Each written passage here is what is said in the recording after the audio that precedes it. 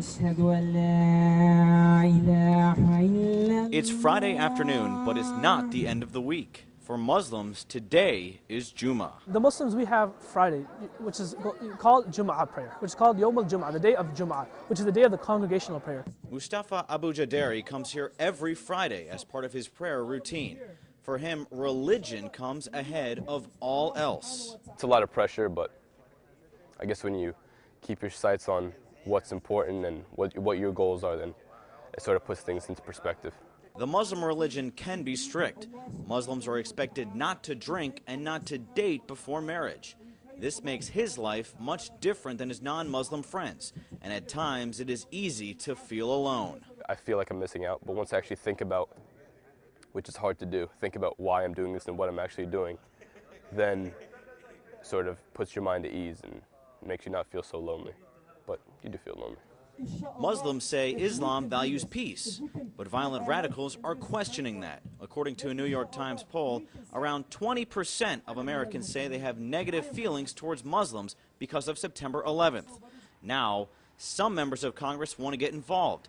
In Washington, New York Representative Peter King will lead hearings about what he believes to be the radicalization of the religion. The hearings are expected to begin here on Capitol Hill this month during February. We reached out to Congressman King and a few people who are expected to testify during the hearings, but none of them would talk to us on camera. King has said that he believes Al-Qaeda is trying to recruit American Muslims to carry out acts of terror. But the young people we spoke to say the religion should not be identified by the ones who go astray. With every religion, people find ways to twist and turn things to help their own personal gains. Amongst the Muslims, and this is amongst every single religion too, there's, I guess you could say, the bad bunches of apples, you know? We have people who create heinous acts that are not part of our religion. Dr. Sahar Khamis is a communications professor specializing in Arab media. She says it will be up to young Muslims to lead the fight against the radical movement. Practicing their own religion in the most peaceful and moderate way and building bridges between themselves and others. These are the constructive ways through which they can really combat, or they can overcome and face this kind of increasing tide of radicalization.